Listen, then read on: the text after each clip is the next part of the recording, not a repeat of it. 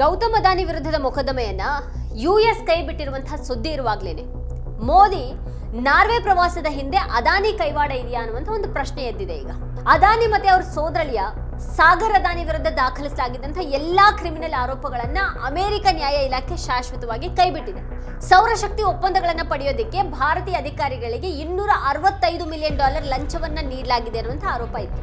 ಬಂಡವಾಳ ಸಂಗ್ರಹಿಸುವ ಸಂದರ್ಭದಲ್ಲಿ ಅಮೆರಿಕದ ಹೂಡಿಕೆದಾರರು ಮತ್ತೆ ಸಾಲದಾತರಿಂದ ಮಾಹಿತಿಯನ್ನ ಮರೆಮಾಚಲಾಗಿದೆ ಅಂತ ಆರೋಪ ಮಾಡಲಾಗಿತ್ತು. ಟ್ರಂಪ್ ಸರ್ಕಾರ ಈಗ ಅದಾನಿ ವಿರುದ್ಧದ ಈ ಪ್ರಕರಣವನ್ನು ವಜಾಗೊಳಿಸಿದೆ.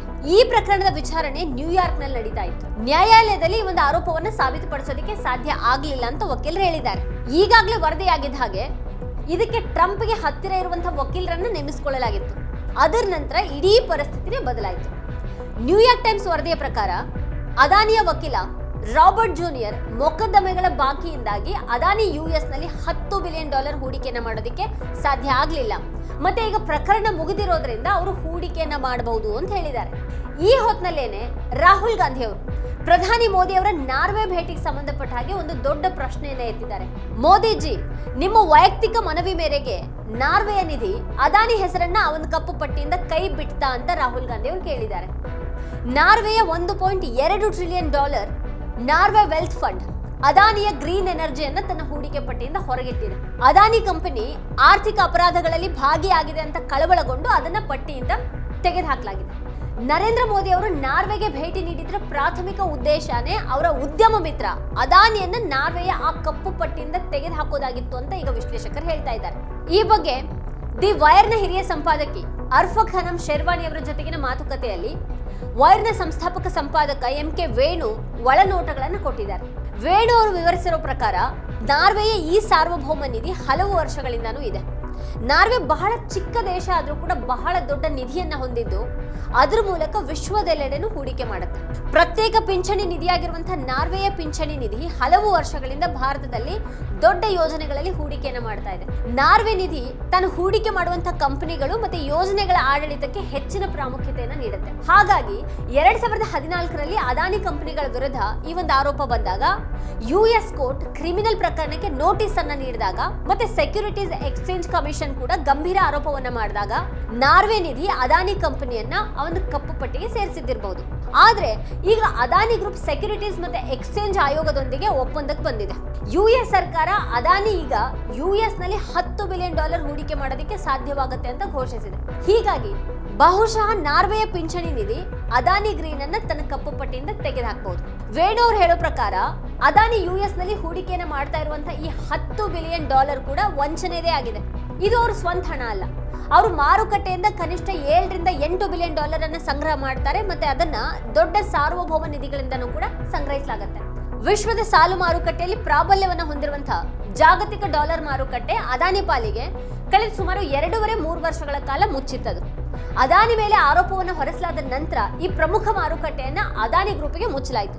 ಆದ್ರಿಂದ ಈಗ ಅದಾನಿಯ ದೊಡ್ಡ ಸಾಧನೆ ಏನು ಅಂತ ಅಂದ್ರೆ ಯುಎಸ್ ಜೊತೆಗೆ ಒಪ್ಪಂದವನ್ನ ಮಾಡ್ಕೊಂಡಿರೋದ್ರಿಂದ ಮತ್ತೆ ಅಲ್ಲಿ $10 ಬಿಲಿಯನ್ ಹೂಡಿಕೆಯನ್ನ ಮಾಡೋದಾಗಿ ಭರವಸೆಯನ್ನ ನೀಡಿರೋದ್ರಿಂದ ಅಮೆರಿಕನ್ ಮಾರುಕಟ್ಟೆ ಈಗ ಅವರಿಗೆ ತೆರೆದಿದೆ. ಆದ್ರೆ ಅಮೆರಿಕದಲ್ಲಿನ ಇಷ್ಟು ದೊಡ್ಡ ವಂಚನೆ ಪ್ರಕರಣದಲ್ಲಿ ಅದಾನಿ ಪಾರಾಗಿದ್ದು ಹೇಗೆ ಅನ್ನುವಂಥ ಪ್ರಶ್ನೆ ಕಾಡುತ್ತೆ. ವೇಣು ಅವರು ಹೇಳೋ ಹಾಗೆ ಅಮೆರಿಕ ಸಾಂಸ್ಥಿಕವಾಗಿ ಬಹಳ ಬಲಿಷ್ಠವಾಗಿದೆ. ಜೋ ಬೈಡನ್ ಸರ್ಕಾರ ಅಧಿಕಾರದಲ್ಲಿರೋವರೆಗೂ ವ್ಯವಸ್ಥೆ ಕಟ್ಟುನಿಟ್ಟಾದಂತಹ ನಿಯಂತ್ರಕ ನಿಯಮಗಳ ಅಡಿಯಲ್ಲಿ ಕೆಲಸ ನಡೀತಾ ಇತ್ತು. ಆದ್ರೆ ಟ್ರಂಪ್ ಅಧಿಕಾರಕ್ಕೆ ಬಂದ ನಂತರ ಕಾನೂನನ್ನ ಬದಲಾಯಿಸಿದ್ರು. ಅಮೆರಿಕದಲ್ಲಿ ವಿದೇಶಿ ಭ್ರಷ್ಟಾಚಾರ ಕಾಯ್ದೆಯಡಿ ಅಮೆರಿಕನ್ ಕಂಪನಿಗಳು ದೊಡ್ಡ ಒಪ್ಪಂದಗಳನ್ನ ಪಡೆಯೋದಕ್ಕೆ ಹೂಡಿಕೆದಾರರಿಗೆ ಲಂಚವನ್ನ ನೀಡಿ ಸಿಕ್ಕಿಬಿದ್ರೆ ಕ್ರಿಮಿನಲ್ ಮೊಕದ್ದಮೆನ ಎದುರಿಸಬೇಕಾಗತ್ತೆ. ಅದಾನಿ ಗ್ರೂಪ್ಗೆ ಸಂಬಂಧಪಟ್ಟಂತಹ ಘಟನೆ ಹೊತ್ತಿನಲ್ಲಿ ಟ್ರಂಪ್ ಸಂಪೂರ್ಣವಾಗಿ ಅಧಿಕಾರಕ್ಕೆ ಬಂದಿರಲಿಲ್ಲ. ಮತ್ತೆ ಅವರು ಅಧಿಕಾರಕ್ಕೆ ಬಂದ ನಂತರ ವಿದೇಶಿ ಭ್ರಷ್ಟಾಚಾರ ಕಾಯ್ದೆಯನ್ನು ದುರ್ಬಲಗೊಳಿಸ್ತಾರೆ. ಅಮೆರಿಕನ್ ಕಂಪನಿಗಳು ಯಾರಿಗಾದ್ರೂ ಲಂಚವನ್ನ ನೀಡಿದ್ರೆ ಕಾನೂನು ಕ್ರಮವನ್ನ ಜರುಗಿಸುವಂತಹ ಕ್ರಮದಿಂದ ಅನಾನುಕೂಲ ಆಗಬಾರದು ಅನ್ನೋದು ಟ್ರಂಪ್ ತರ್ಕ ಆಗಿತ್ತು. ಲಂಚ ಪಡೆದಿದ್ರು ಅಮೆರಿಕನ್ ಕಂಪನಿಗಳನ್ನ ರಕ್ಷಣೆ ಮಾಡ್ತೀವಿ ಅನ್ನೋದು ಅವ್ರ ನಿಲುವಾಗಿತ್ತು. ಮೇಕ್ ಅಮೆರಿಕಾ ಗ್ರೇಟ್ ಅಗೇನ್ ಅಭಿಯಾನದ ಅಡಿ ಹೂಡಿಕೆಯನ್ನು ಆಕರ್ಷಿಸುವ ಮತ್ತೆ ಅಮೆರಿಕನ್ ಕಂಪನಿಗಳನ್ನು ಉತ್ತೇಜಿಸುವಂತ ನೀತಿಯ ಭಾಗ ಆಗಿ ಅವರು ವಿದೇಶಿ ತೆರಿಗೆ ಪದ್ಧತಿ ಕಾಯ್ದೆಯನ್ನು ರದ್ದುಗೊಳಿಸಿದ್ರು. ಇದು ಅದಾನಿ ಗ್ರೂಪ್ಗೆ ಲಾಭ ನೀಡಿದೆ.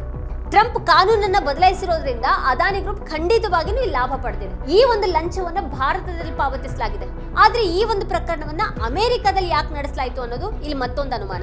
ಈ ಘಟನೆ ಇಲ್ಲಿ ನಡೆದಿದೆ. ಎಲ್ಲಾ ಲಂಚದ ಆರೋಪಗಳು ಆಂಧ್ರ ಪ್ರದೇಶದ ಬೃಹತ್ 7,000 ಮೆಗಾವ್ಯಾಟ್ ಸೌರಶಕ್ತಿ ಯೋಜನೆಗೆ ಸಂಬಂಧಪಟ್ಟಿವೆ. ಹೀಗಿರುವಾಗ ಅಮೆರಿಕದಲ್ಲಿ ವಿಚಾರಣೆ ನಡೆಸೋದಕ್ಕೆ ಕಾರಣ ಅದಾನಿ ಪಾಲುದಾರಿಕೆಯಲ್ಲಿ ಒಂದು ಅಮೆರಿಕನ್ ಕಂಪನಿ ಕೂಡ ಇತ್ತು. ಸುಮಾರು 1/3 ಹಣಕಾಸನ್ನ ಆ ಒಂದು ಅಮೆರಿಕನ್ ಕಂಪನಿಯಿಂದಾನೇ ಪಡೆಯಲಾಗ್ತಾ ಇತ್ತು. ಬೈಡನ್ ಅವಧಿಯಲ್ಲಿ ಇದು ಬಹಿರಂಗ ಆದಾಗ ಅವರು ಅಮೆರಿಕನ್ ಕಂಪನಿ ವಿರುದ್ಧ ಮತ್ತೆ ಅದಾನಿ ವಿರುದ್ಧ ಕ್ರಮವನ್ನ ಕೈಗೊಂಡ್ರು. ಅದಾನಿ ವಕೀಲರು ನ್ಯಾಯಾಲಯದಲ್ಲಿ ಕ್ರಿಮಿನಲ್ ಪ್ರಕರಣದ ವಿಚಾರಣೆ ನಡೀತಾ ಇರುವಂತಹ ಜಿಲ್ಲಾ ನ್ಯಾಯಾಲಯದ ನ್ಯಾಯ ವ್ಯಾಪ್ತಿ ಭಾರತದಲ್ಲಿದೆ ಅಂತ ಹೇಳಿದ್ದಾರೆ. US ನಲ್ಲಿ ಯಾವುದೇ ನ್ಯಾಯ ವ್ಯಾಪ್ತಿ ಇಲ್ಲ ಅಂತ ಹೇಳಿದ್ದಾರೆ. ಅಮೆರಿಕದಲ್ಲಿನ ನ್ಯಾಯ ವ್ಯಾಪ್ತಿ ಅಮೆರಿಕನ್ ಕಂಪನಿ ಪಾಲುದಾರನಾಗಿತ್ತು ಅನ್ನೋದಕ್ಕೆ ಅಷ್ಟೇನೆ ಸೀಮಿತ ಆಗಿದೆ. ಇದಲ್ಲದೇನೆ ಅದಾನಿ ಅಮೆರಿಕನ್ ಮಾರುಕಟ್ಟೆಯಿಂದ ಹಣವನ್ನ ಸಂಗ್ರಹಿಸಿದ್ರು. US ಮಾರುಕಟ್ಟೆಯಿಂದ ಸಂಗ್ರಹಿಸ್ತಾ ಇದ್ದಂತ ಹಣ ಮತ್ತೆ US ಬಾಂಡ್ಗಳ ಮೂಲಕ ಜನರಿಂದ ಪಡಿತಾ ಇದ್ದಂತ ಸಾಲಗಳನ್ನ ಸರಿಯಾದ ರೀತಿಯಲ್ಲಿ ಬಳಸಲಾಗುವುದು, ಯಾವುದೇ ವಂಚನೆ ಇರೋದಿಲ್ಲ ಅಂತ ಘೋಷಿಸಿದ್ರು. ಇದನ್ನ ಉಲ್ಲಂಘಿಸಿದ್ರು ಅಂತ ಸೆಕ್ಯೂರಿಟೀಸ್ ಎಕ್ಸ್ಚೇಂಜ್ ಕಮಿಷನ್ ನೋಟಿಸ್ ಅನ್ನ ನೀಡುತ್ತೆ. ನೋಟಿಸ್ ಅನ್ನ ಸರ್ಕಾರ ಅದನ್ನ ಅದಾನಿ ಗ್ರೂಪ್ ರವಾನಿಸಲಿಲ್ಲ. ನಂತರ ಅದು ಅದಾನಿ ಗ್ರೂಪ್ಗೆ ನೇರವಾಗಿ ಒಂದು ಇಮೇಲ್ ಅನ್ನ ಕಳಿಸಿತು. ಇದಾದ ನಂತರ ಅದಾನಿ ಗ್ರೂಪ್ ಪ್ರಭಾವಿ ವಕೀಲರನ್ನ ನೇಮಿಸಿಕೊಂಡು ಸೆಕ್ಯೂರಿಟೀಸ್ ಎಕ್ಸ್ಚೇಂಜ್ ಕಮಿಷನ್ ನಲ್ಲಿ ಮತ್ತೆ ಜಿಲ್ಲಾ ನ್ಯಾಯಾಲಯದಲ್ಲಿ ಈ ಒಂದು ಪ್ರಕರಣವನ್ನ ಇತ್ಯರ್ಥಪಡಿಸಿಕೊಂಡಿದೆ. ಇನ್ನು ಇದೆಲ್ಲದರ ನಡುವೆ ಅದಾನಿ ತಪ್ಪಿಲ್ಲ ಅಂತ ಹೇಳೋರು ಕೂಡ ಇದ್ದಾರೆ. ಇದೆಲ್ಲ ಕಾರ್ಪೊರೇಟ್ ಯುದ್ಧ ಅಂತ ಅಂಬಾನಿಯನ್ನ ಎದುರಾಳಿ ಹಾಗೆ ತೋರಿಸುವಂತ ಕೆಲಸ ಕೂಡ ನಡೆದಿದೆ. ವೇಣುವ್ರು ಹೇಳೋ ಪ್ರಕಾರ ಅದಾನಿ ಕಾಲಕ್ಕೆ ಅಂಬಾನಿಯನ್ನು ಮೀರಿ ಏಷ್ಯಾದ ಅತ್ಯಂತ ಶ್ರೀಮಂತ ವ್ಯಕ್ತಿ ಆಗೋದು ನಡೀತಾ ಇರುತ್ತೆ. ಕಳೆದ 10 ರಿಂದ 11 ವರ್ಷಗಳಲ್ಲಿ ಅದಾನಿ ಬಹಳ ಪ್ರಭಾವಶಾಲಿಯಾಗಿದ್ದಾರೆ. ಮತ್ತೆ ಅವರ ಇಡೀ ಸಮೂಹದ ವಿಸ್ತರಣೆ ಮತ್ತೆ ಜಗತ್ತಿನೆಲ್ಲೆಡೆಗಿನ ಯೋಜನೆಗಳೆಲ್ಲವೂ ಕೂಡ ಸರ್ಕಾರದ ವಿದೇಶಾಂಗ ನೀತಿಗೆ ಸಂಬಂಧಿಸಿವೆ ಅನ್ನೋದು ನಿಜ. ಶ್ರೀಲಂಕಾ, ಹೈಫಾ, ಇಸ್ರೇಲ್, ಕಿನ್ಯಾ, ಬಾಂಗ್ಲಾದೇಶ ಎಲ್ಲೆಡೆಯೂ ಕೂಡ ಅವ್ರ ಸಮೂಹದ ವಿಸ್ತರಣೆ ಇದೆ. ಈಗ ಅಂಬಾನಿಯು ಕೂಡ ತಮ್ಮನ್ನ ಪ್ರಮುಖ ಕೈಗಾರಿಕಾ ಸಮೂಹ ಅಂತ ನೋಡ್ತಾರೆ. ಅಂಬಾನಿ ಟ್ರಂಪ್ ಅವರೊಂದಿಗೆ ಉತ್ತಮ ಸಂಬಂಧವನ್ನ ಹೊಂದಿದ್ರು. ಆದ್ರೆ ಇದು ಏನೇ ಇದ್ರೂ ಕೂಡ ಅಮೆರಿಕದಲ್ಲಿನ ಮೊಕದ್ದಮೆ ಇತ್ಯರ್ಥಪಡಿಸಿಕೊಳ್ಳುವ ಮೂಲಕ ಮತ್ತೆ ನಾರ್ವೆ ಕಪ್ಪು ಪಟ್ಟಿಯಿಂದ ಹೊರಬರಲಿರುವ ಮೂಲಕ ಅದಾನಿ ಪ್ರಭಾವ ಈಗ ಮತ್ತೊಮ್ಮೆ ಕಾಣಿಸಿದೆ. ವೀಕ್ಷಕರ, ಈ ಕುರಿತು ನಿಮ್ಗೆ ಏನನ್ಸುತ್ತೆ, ಏನ್ ಅಭಿಪ್ರಾಯ ಇದೆ ಅದನ್ನ ವಿಡಿಯೋ ಕೆಳಗಡೆ ಕಮೆಂಟ್ ಮಾಡಿ ನಮಗೆ ತಿಳಿಸಿ. ಇದೇ ಹೊತ್ತಿನ ಸ್ಪೆಷಲ್ ನೋಡ್ತಾ ಇರಿ ವಾರ್ತಾ ಭಾರತಿ. ನೀವು ಇನ್ನೂ ವಾರ್ತಾ ಭಾರತಿ ಯೂಟ್ಯೂಬ್ ಚಾನೆಲ್ ಅನ್ನ ಸಬ್ಸ್ಕ್ರೈಬ್ ಮಾಡಿಲ್ಲ ಅಂತ ಅಂದ್ರೆ ಈ ಕೂಡಲೇ ಸಬ್ಸ್ಕ್ರೈಬ್ ಮಾಡಿ, ಹಾಗೆ ಪಕ್ಕದಲ್ಲೇ ಇರುವಂತಹ ಬೆಲ್ ಐಕಾನ್ ಪ್ರೆಸ್ ಮಾಡಿ ನಮ್ಮನ್ನು ಪ್ರೋತ್ಸಾಹಿಸಿ. ನಮ್ಮ ಕಾರ್ಯಕ್ರಮಗಳನ್ನ ನೀವು ನೋಡ್ತಾ ಇದ್ರೆ ನಮ್ಮ ಚಾನೆಲ್ ಅನ್ನ ಸಬ್ಸ್ಕ್ರೈಬ್ ಮಾಡಿ, ಪಕ್ಕದ ಬೆಲ್ ಐಕಾನ್ ಒತ್ತಿ ನಮ್ಮನ್ನ ಬೆಂಬಲಿಸಿ. ಹಾಗೆ ನಮ್ಮ ಕಾರ್ಯಕ್ರಮಗಳನ್ನ ಲೈಕ್ ಮಾಡಿ, ಕಮೆಂಟ್ ಮಾಡಿ, ಅದನ್ನ ಬೇರೆಯವರಿಗೂ ವಾಟ್ಸ್ಆಪ್ ಮೂಲಕ ಶೇರ್ ಮಾಡಿ. ನೀವು ಹೀಗೆ ಮಾಡಿದಾಗ ನಮ್ಮ ಚಾನೆಲ್ ಇನ್ನಷ್ಟು ಮತ್ತಷ್ಟು ಜನರಿಗೆ ತಲುಪಲು ನೀವು ನಮ್ಮೊಂದಿಗೆ ಸಹಕರಿಸಿದ ಹಾಗಾಗುತ್ತೆ. ಇದು ನೀವು ಯಾವುದೇ ಖರ್ಚಿಲ್ಲದೆ ಕೆಲವೇ ಸೆಕೆಂಡುಗಳಲ್ಲಿ ನೀಡಬಹುದಾದ ಸಹಕಾರ. ಧನ್ಯವಾದಗಳು.